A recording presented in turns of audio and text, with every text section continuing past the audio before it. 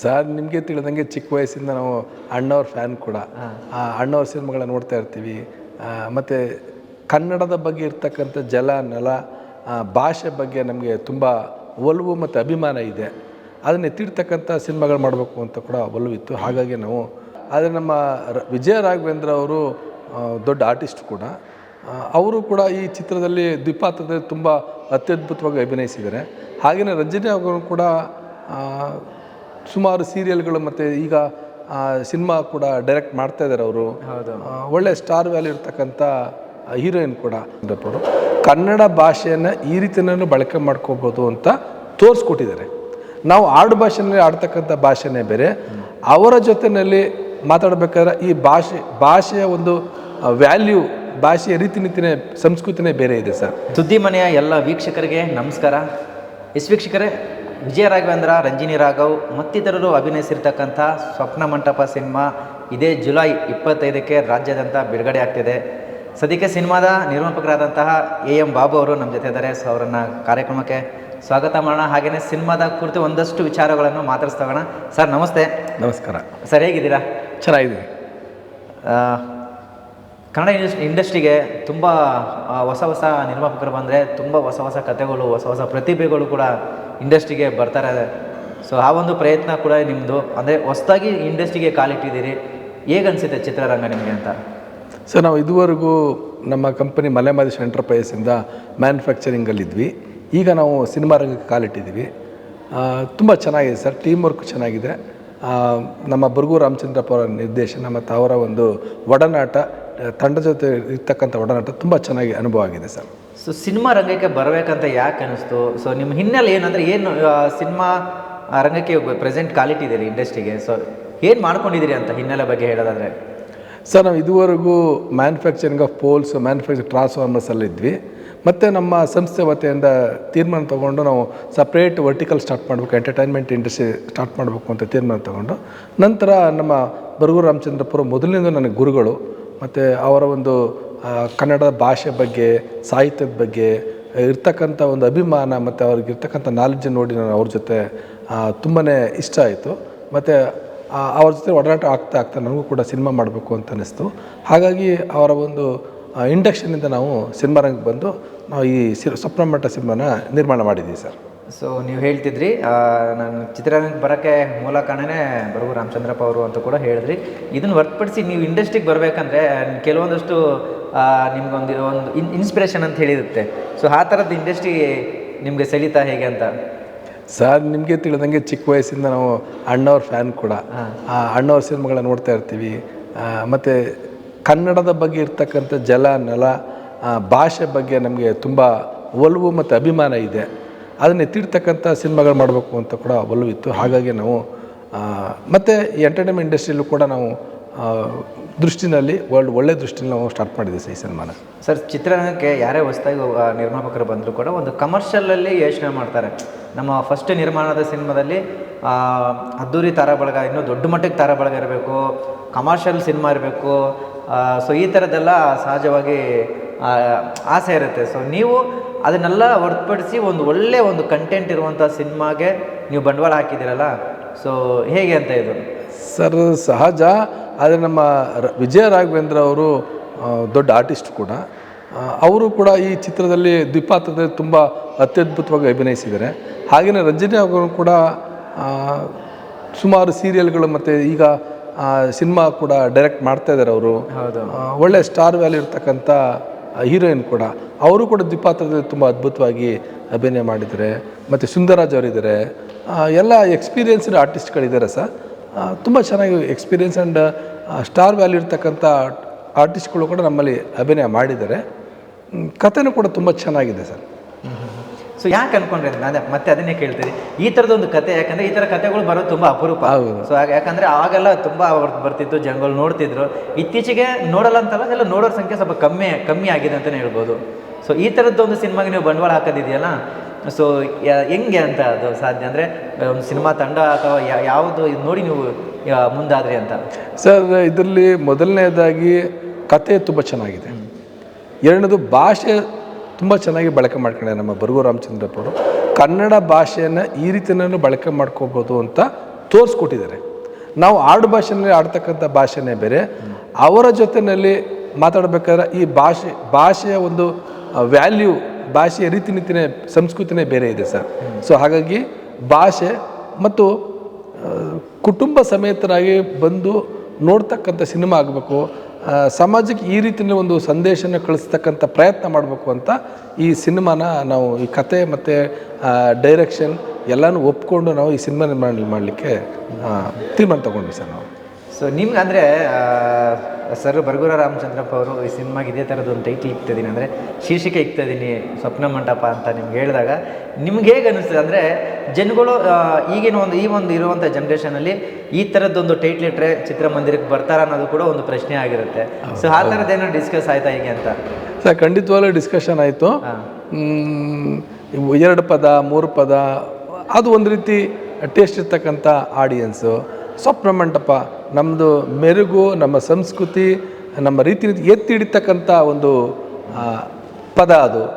ಹಾಗಾಗಿ ನಮಗೆ ಸ್ವಪ್ನ ಮಂಟಪನೇ ಬೇಕು. ಮತ್ತು ನಮ್ಮ ಸಾಂಸ್ಕೃತಿಕವಾದಂಥ ಪಾರಂಪರಿಕ ಎತ್ತಿ ಹಿಡಿತಕ್ಕಂಥ ರೀತಿ ಆದ್ದರಿಂದ ನಮ್ಗೆ ಅದೇ ಒಂದು ಟೈಟ್ಲ್ ಇರಲಿ ಅಂತ ಬರಗೂರು ಮೇಷ್ಟ್ರು ಹೇಳಿದ್ರಿಂದ ನನಗೂ ಕೂಡ ಅದಕ್ಕೆ ಇಷ್ಟ ಆಯಿತು. ಹಾಗಾಗಿ ಅದೇ ಟೈಟ್ಲನ್ನ ಸೆಲೆಕ್ಟ್ ಮಾಡ್ಕೊಂಡು ಸರ್ ಫೈನಲ್ ಮಾಡಿದ್ವಿ ನಾವು. ಅಂದರೆ ಸರ್ ಬಂದು ಕಥೆ ಹೇಳಿದಾಗ ಈ ಕತೆಗೆ ವಿಜಯ ರಾಘವೇಂದ್ರ ನಾಯಕರು, ರಂಜಿನಿ ರಾಘವ್ ಅವರ ನಾಯಕಿ ಅಂತ ಹೇಳಿದಾಗ ನಿಮ್ಮ ಕಡೆಯಿಂದ ಯಾವ ರೀತಿ ಇತ್ತು ಅಂತ, ಅದು ಹೆಂಗೆ ಅಂತ ಸರ್ ಎಲ್ಲ ಆರ್ಟಿಸ್ಟ್ಗಳನ್ನ ಸೆಲೆಕ್ಷನ್ ಹೇಳಿದಾಗ ಎಸ್ಪೆಷಲಿ ವಿಜಯ ರಾಘವೇಂದ್ರರು ಈ ಪಾತ್ರಕ್ಕೆ ಇವರು ಸೂಟಬಲ್ ಅಂತ ನಮಗೆ ತುಂಬಾ ಖುಷಿ ಆಯಿತು. ಹಾಗೆಯೇ ರಂಜಿನಿ ರಾಘವನವರು ಕೂಡ ದ್ವಿಪಾತ್ರದಲ್ಲಿ ವಿಭಿನ್ನವಾಗಿ ಆ ಪಾತ್ರಕ್ಕೆ ತುಂಬ ಅತ್ಯದ್ಭುತವಾಗಿ ಜೀವ ತುಂಬಿದ್ದಾರೆ ಸರ್. ಸೊ ಹಾಗಾಗಿ ತುಂಬಿದರೆ ಮೊದಲಿಗೆ ನಾವು ಊಹೆ ಕೂಡ ಮಾಡಿದ್ವಿ, ಎಸ್ ಈ ಪಾತ್ರ ಮಾಡಬೇಕಾದ್ರೆ ಅವ್ರಿಗೆ ಆ ಒಂದು ಕಲೆ ಮತ್ತು ರೀತಿ ನೀತಿ ಇನ್ಬಿಲ್ಟ್ ಚೆನ್ನಾಗಿದೆ ಅವ್ರಿಗೆ ಅಂತ ನಮಗೆ ಅನಿಸ್ತು ಸರ್. ಯಾವಾಗ ನಮ್ಮ ಬರಗೂರು ರಾಮಚಂದ್ರಪ್ಪ ಅವರು ಕತೆ ಹೇಳಿ ಕತೆಗೆ ತಕ್ಕಂಥ ಪಾತ್ರಗಳು ಹೇಳಿದಾಗ ನಾವು ಕಣ್ಣು ಮುಚ್ಕೊಂಡು ಒಪ್ಕೊಂಡೆ. ಮತ್ತು ಅವ್ರಿಗೆ ಇರ್ತಕ್ಕಂಥ ಅಗಾಧವಾದ ಅನುಭವ, ರೀತಿ ನೀತಿ ಎಲ್ಲ ನಮಗೆ ಇಷ್ಟ ಆಗಿತ್ತು. ಜೊತೆಗೆ ಅವ್ರು ಹೇಳ್ತಿದ್ದಾಗೆ ನಾವು ಕನ್ವಿನ್ಸ್ ಆದ್ವಿ, ಇಮ್ಮಿಡಿಯೇಟ್ ಒಪ್ಕೊಂಡ್ವಿ ಸರ್ ಅದಕ್ಕೆ. ಅಂದರೆ ಶುರುವಾಗಿದ್ದೆ ಅಂದರೆ ಹೇಗೆ ಸರ್, ಹೇಗೆ ಶುರುವಾಯ್ತು ಅಂದರೆ ಯಾವ ಒಂದು ಇದರಲ್ಲಿ ಶುರುವಾಯ್ತು ಅಂತ ಆ ಒಂದು ಸಮಯದಲ್ಲಿ ಸಿನಿಮಾ ಶುರುವಾಗಿದ್ದು? ಸರ್ ಈ ಹೋರಾಟಗಳು, ಒಡನಾಟ ಎಲ್ಲ ನಾನು ಮತ್ತು ನಮ್ಮ ಗುರುಗಳಾದಂಥ ಬರಗೂರು ಅಂತ ಇರ್ತಾಯಿದ್ವಿ. ಹಾಗೆ ಮಧ್ಯೆ ಮಧ್ಯೆ ಬರ್ತಾ ಇರ್ಬೇಕಾದ್ರೆ ಕಲಾತ್ಮಕವಾದ ಚರ್ಚೆಗಳಾಗಬೇಕಾದ್ರೆ ನಾನು ಕೇಳ್ಕೊಂಡೆ, ನಾವೊಂದು ಸಿನಿಮಾ ಮಾಡಬೇಕು ಅಂದ್ಕೊಳ್ತಾ ಇದ್ದೀನಿ ಸರ್. ಅದರಲ್ಲೂ ವಿಶೇಷವಾಗಿ ಕಲಾತ್ಮಕ ಸಿನಿಮಾ, ಅದರಲ್ಲೂ ವಿಶೇಷವಾಗಿ ನಿಮ್ಮಂಥವರ ಅಡಿಯಲ್ಲಿ ಮೊದಲನೇ ಚಿತ್ರಕ್ಕೆ ಅನುಭವ ಪಡ್ಕೊತಂದರೆ ಮುಂದೆ ನಮಗೆ ನಮ್ಮದೇ ಆದ ಸಂಸ್ಥೆಯಿಂದ ನಮ್ಮದೇ ಆದ ವರ್ಟಿಕಲ್ ಎಂಟರ್ಟೈನ್ಮೆಂಟ್ ಇಂಡಸ್ಟ್ರಿ ಸ್ಟಾರ್ಟ್ ಮಾಡಬೇಕು ಅಂತ ಅಂದ್ಕೊಂಡಿದ್ದೀವಿ. ಹಾಗಾಗಿ ಒಂದು ಅವಕಾಶ ಮಾಡಿಕೊಡಿ ಅಂತ ಕೇಳ್ಕೊಂಡಾಗ ಅವರು ಭಾಳ ಖುಷಿಯಿಂದ ಹೌದು ಬನ್ನಿ ನಾವು ಚಿತ್ರ ನಿರ್ಮಾಣ ಮಾಡೋಣ ಅಂತ ಅಂದ್ಬಿಟ್ಟು, ಆಲ್ರೆಡಿ ಅವ್ರ ಹತ್ರ ಕತೆ ಮತ್ತು ಎಲ್ಲ ರೆಡಿ ಇತ್ತು.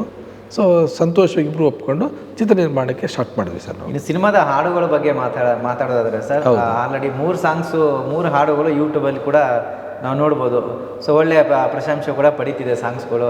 ಸೊ ಇನ್ನು ವಿಶೇಷವಾಗಿ ಅದರಲ್ಲಿ ಇವರು ಶಮಿತಾ ಮಲ್ಲಾಡವರು ಹಾಡಿರುವಂಥ ಹಾಡಾಗಲಿ, ಸೊ ಅವರು ಹೇಗೆ ಅಂತ ಈ ಒಂದು ಟೀಮ್ಗೆ ಜಾಯ್ನ್ ಆಗಿದ್ದು, ಸಂಗೀತ ನಿರ್ದೇಶಕಿಯಾಗಿ ಇಲ್ಲಿ ಮಾಡಿರುವಂಥದ್ದು? ಸರ್ ಅವರು ಮ್ಯೂಸಿಕ್ ಕಂಪೋಸಿಂಗ್ ತುಂಬ ಚೆನ್ನಾಗಿ ಮಾಡಿದ್ದಾರೆ ಮತ್ತು ಅವರೇ ವಯಸ್ಸಲ್ಲಿ ಹಾಡುಗಳನ್ನು ಹಾಡಿದ್ದಾರೆ. ಹಾಗೆಯೇ ನಮ್ಮ ವಿಜಯ ರಾಘವೇಂದ್ರ ಕೂಡ ಒಂದು ಹಾಡು ಕನ್ನಡ ಅಂತೇಳಿ ತುಂಬ ಚೆನ್ನಾಗಿ ಹಾಡಿದ್ದಾರೆ ಮತ್ತು ಅದ್ಭುತವಾಗಿ ಕೂಡ ಬಂದಿದೆ. ಅದು ತೆರೆ ಮೇಲೆ ತುಂಬ ಚೆನ್ನಾಗಿ ಬಂದಿದೆ ಸರ್ ಅದು ಕೂಡ ಹಾಡು ಕೂಡ. ಮತ್ತು ಒಂದು ಮೋಹನ್ ಅಂತ ಹಾಡಿ ಹೊಸಬರು ಕೂಡ ಇಬ್ಬರಿಗೆ ಅವಕಾಶ ಕೊಟ್ಟಿದೆ. ಹಾಗೆ ಹಾಡುಗಳು ಕೂಡ ತುಂಬ ಚೆನ್ನಾಗಿದೆ. ಹಾಡಲ್ಲೂ ಕೂಡ ತ್ರಿಭುವನ್ ಅವರು ಡ್ಯಾನ್ಸ್ ಮಾಸ್ಟರ್ದಿಂದ ಕೊರಿಯೋಗ್ರಾಫರ್ ಚೆನ್ನಾಗಿ ಬಂದಿದೆ ಸರ್. ಡ್ಯಾನ್ಸು ಕೂಡ ತುಂಬ ಚೆನ್ನಾಗಿ ಬಂದಿದೆ. ಏನು ನಮ್ಮದು ಹಳೆಯ ಸಂಸ್ಕೃತಿಯನ್ನು ಎತ್ತಿಡಿತಕ್ಕಂಥ ಒಂದು ರೀತಿ ನೀತಿಯಲ್ಲಿ ಚಿತ್ರಣ ಬಂದಿದೆ ಸರ್. ಬರಗೂರು ರಾಮಚಂದ್ರಪ್ಪ ಸರ್ ಅವರ ಸಿನಿಮಾದಲ್ಲಿ ಅಂದರೆ ಸಿನಿಮಾ ಏನಿರುತ್ತೋ ಹಾಡು ಕೂಡ ಅದೇ ಇರುತ್ತೆ, ಅಂದರೆ ಸಿನಿಮಾ ಹೊರತುಪಡಿಸಿ ಅವ್ರದ್ದು ಹಾಡುಗಳಿರಲ್ಲ. ಹೌದು. ಸೊ ಆ ಒಂದು ವಿಚಾರಕ್ಕೆ ಬಂದಾಗ ಕಾಂಬಿನೇಷನ್ ಆಗಿರುತ್ತೆ ಈ ಸಂಗೀತ ನಿರ್ದೇಶಕರಿಗೆ ಈ ಮತ್ತು ನಿರ್ದೇಶಕರಿಗೆ. ಸೊ ಆ ವಿಚಾರದಲ್ಲಿ ಸರ್ ಬಗ್ಗೆ ಹೇಳೋದಾದರೆ ಯಾವ ರೀತಿ ಅದನ್ನು ಇದು ಮಾಡ್ತಿದ್ರಂತ ಸಾಂಗ್ಸ್ಗಳು ಸೆಲೆಕ್ಟ್ ಮಾಡೋದಾಗಲಿ? ಸರ್ ಬಹುಮುಖ್ಯವಾಗಿ ಅವರು ಭಾಷೆ ಬಗ್ಗೆ ಅತಿಯಾದಂಥ ಆದ್ಯತೆ ಪ್ರೀತಿ ಎಲ್ಲ ಕೊಡ್ತಾಯಿದ್ರು. ಹಾಗೆ ಭಾಷೆ, ನೃತ್ಯ ಮತ್ತು ನಮ್ಮ ಸಂಸ್ಕೃತಿ ಎತ್ತಿಡಿತಕ್ಕಂಥ ಕೆಲಸವನ್ನು ಮಾಡ್ತಾಯಿದ್ರು. ನಾವು ಅದರಲ್ಲಿ ಕ್ವಶನ್ ಮಾಡೋ ಇದೇ ಇರಲಿಲ್ಲ. ಅವರು ನಡ್ಕೊಂಡು ಹೋಗ್ತಾಯಿದ್ದರಿಂದ ನಮಗೂ ನೋಡ್ತಾ ಇದ್ವಿ, ನಾವೇ ಕನ್ವಿನ್ಸ್ ಆಗ್ತಾಯಿದ್ವಿ. ಭಾಳ ಚೆನ್ನಾಗಿ ಮೂಡಿ ಬರ್ತಾಯಿತ್ತು ಸರ್. ನೀವೇನಾದರೂ ಹೇಳಿದ್ದು ಉಂಟಾ ಅಂದರೆ ಸರ್ಗೆ ನಮ್ಮ ಸಿನಿಮಾದಲ್ಲಿ ಕೆಲವೊಂದಷ್ಟು ಮಾಸ್ ಸಾಂಗ್ಸ್ ಇರಲಿ ಈ ಥರ ಆ ಥರ ಎಲ್ಲ ಆ ಥರದ್ದು ಏನಾದರೂ ನೀವು? ಇಲ್ಲ ಸರ್, ನಾವು ಅಷ್ಟೊಂದು ಅನುಭವ ಮತ್ತು ನಾಲೆಡ್ಜ್ ಸರ್ರಿಗೆ ಹೋಲಿಕೆ ಅಷ್ಟು ಇಲ್ಲ. ನಾವು ಯಾವುದೇ ರೀತಿಯಲ್ಲಿ ಚರ್ಚೆ ಮಾಡಿಲ್ಲ ಸರ್ ರೀತಿಯಲ್ಲಿ. ಚೆನ್ನಾಗಿ ಮಾಡಿದರು, ಎಲ್ಲ ರೀತಿ ಚೆನ್ನಾಗಿ ಆದಿದ್ದರಿಂದ ಕನ್ವಿನ್ಸ್ ಆದ್ರಿಂದ ನಾವು ಯಾವುದೇ ಕಮೆಂಟ್ಸ್ ಮಾಡ್ತಿರ್ಲಿಲ್ಲ.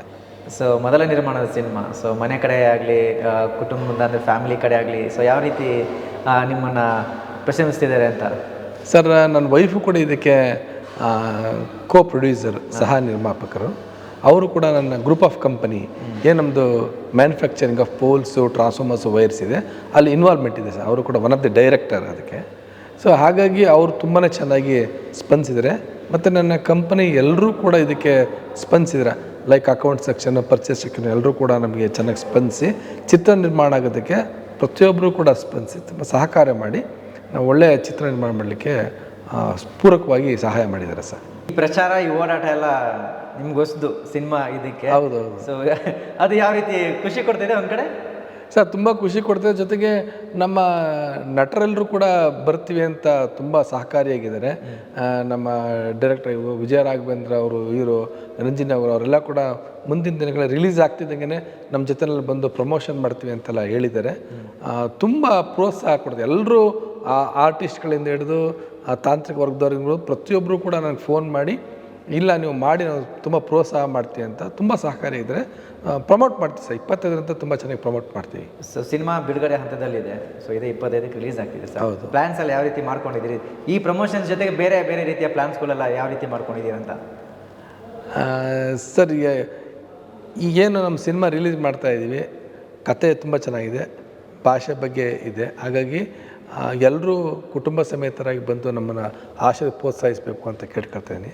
ಜೊತೆಗೆ ಮುಂದಿನ ದಿನಮಾನಗಳಲ್ಲಿ ನಮ್ಮ ಮಲೆ ಮಹದೇಶ್ವರ ಗ್ರೂಪ್ ಆಫ್ ಕಂಪನೀಸಿಂದ ಒಳ್ಳೊಳ್ಳೆ ಸಿನಿಮಾಗಳನ್ನ ತೆಗಿಬೇಕು ಅಂತ, ನಾವು ಕೊಡಬೇಕು ಅಂತ ನಾವು ತೀರ್ಮಾನ ತಗೊಂಡಿದ್ದೀವಿ ಸರ್. ಒಳ್ಳೆಯ ಕತೆ ಮತ್ತು ಮಕ್ಕಳ ಸಿನಿಮಾ, ಕಮರ್ಷಿಯಲ್ ಮೂವಿಗಳನ್ನೂ ಕೂಡ ನಾವು ಮುಂದಿನ ದಿನಮಾನಗಳಲ್ಲಿ ಮಾಡಬೇಕು ಅಂತ ತೀರ್ಮಾನ ತಗೊಂಡಿದ್ದರಿಂದ ಜನರು ಮತ್ತೊಮ್ಮೆ ಬಂದು ಆಶೀರ್ವದಿಸಿ ಅಂತ ಕೇಳಿಕೊಂಡು ನಾವು ಮುಂದಿನ ಚಿತ್ರ ನಿರ್ಮಾಣ ಮಾಡಿ ಬಿಡುಗಡೆ ಮಾಡ್ತೀವಿ ಅಂತ ಹೇಳೋಕ್ಕೆ ಇಷ್ಟಪಡ್ತೀನಿ ಸರ್. ಸೊ ಮುಂದಿನ ದಿನಗಳಲ್ಲಿ ನಿಮ್ಮ ಒಂದು ಸಂಸ್ಥೆಯಿಂದ ಇನ್ನೂ ದೊಡ್ಡ ದೊಡ್ಡ ನಟರನ್ನು ಹಾಕ್ಕೊಂಡು ನೀವು ಸಿನಿಮಾ ಮಾಡಿ ಸರ್. ನಿಮ್ಮಂಥ ನಿರ್ಮಾಪಕರು ನಮ್ಮ ಇಂಡಸ್ಟ್ರಿಗೆ ಕೂಡ, ನಮಗೂ ಕೂಡ ಅವಶ್ಯಕತೆ ಇದೆ. ಸೊ ಹಂಗಾಗಿ ಒಳ್ಳೊಳ್ಳೆ ನಿಮ್ಮ ಸಂಸ್ಥೆಯಿಂದ ಒಂದು ಒಳ್ಳೊಳ್ಳೆ ಸಿನಿಮಾಗಳು ಬರಬೇಕು ಇನ್ನೂ ಕೂಡ. ಖಂಡಿತವಾಗ್ಲೂ ಸರ್. ಈ ಸಂದರ್ಭದಲ್ಲಿ ಹೇಳೋಕ್ಕೆ ಇಷ್ಟಪಡ್ತೀನಿ, ಮುಂದಿನ ಒಳ್ಳೊಳ್ಳೆ ಚಿತ್ರ ನಿರ್ಮಾಣ ಮಾಡಲಿಕ್ಕೆ ನಮ್ಮ ಸಂಸ್ಥೆ ಆಲ್ರೆಡಿ ತೀರ್ಮಾನ ತಗೊಂಡಿದೆ. ಹಾಗೆಯೇ ತಮ್ಮ ಮಾಧ್ಯಮ ಮಿತ್ರರು ಕೂಡ ನಮಗೆ ಸಹಕಾರಿಯಾಗಿ, ಮತ್ತು ಎಲ್ಲ ಪ್ರೇಕ್ಷಕರು ಕೂಡ ಬಂದು ನೋಡಿ ಆಶೀರ್ವದಿಸಿ, ಎಲ್ಲರೂ ಸಹಕಾರ ಆಶೀರ್ವಾದ ಬೇಡ್ತಾ ನಮಸ್ಕಾರ ಹೇಳ್ತೀವಿ sir. Thank you sir. Thank you so much. ನಿಮ್ಮ ಅಮೂಲ್ಯವಾದ ಸಮಯವನ್ನು ಇಷ್ಟೊತ್ತು ನಮಗೆ ಕೊಟ್ಟಿದ್ದಕ್ಕಾಗಿ thank you sir. Thank you sir.